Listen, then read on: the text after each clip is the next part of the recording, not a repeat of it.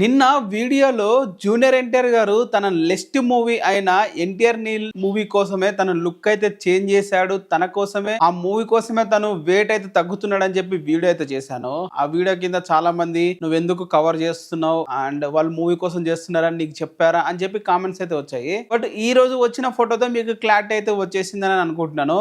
Official గా NTR Neel movie team నుంచి అయితే ఒక పోస్టర్ అయితే వదిలేరు. అది కూడా జూనియర్ ఎన్టీఆర్ గారి ఏ స్టైల్ ని మొత్తం బ్రీడ్ స్టైల్ ని మొత్తము మన ప్రశాంత్ నీల్ గారు దగ్గరుండి అయితే సెట్ అయితే చేస్తున్నాడు.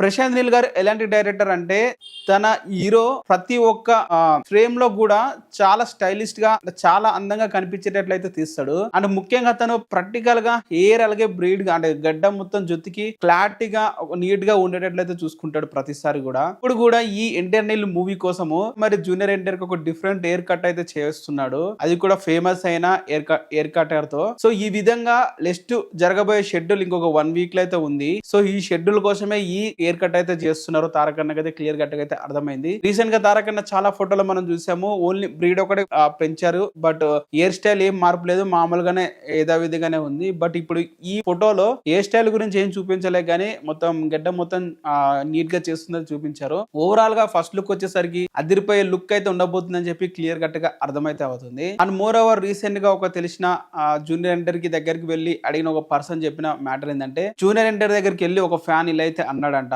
అన్న ఎందుకు ఇంతగా తగ్గిపోతున్నావు అని చెప్పి అడగడం అయితే జరిగింది. దానికి ఒకటే ఆన్సర్ అయితే ఇచ్చాడు, NTR Neel movie first look వచ్చిన తర్వాత మూవీ రిలీజ్ అయిన తర్వాత మాట్లాడు అని చెప్పి అనడం అయితే జరిగింది. సో తారకన్న ఇంత కాన్ఫిడెంట్ గా అయితే ఉన్నాడు ఈ మూవీ మీద, మీరే అర్థం చేసుకోండి. సో క్లియర్ కట్ గా మీకైతే అర్థమైందని అనుకుంటున్నాను.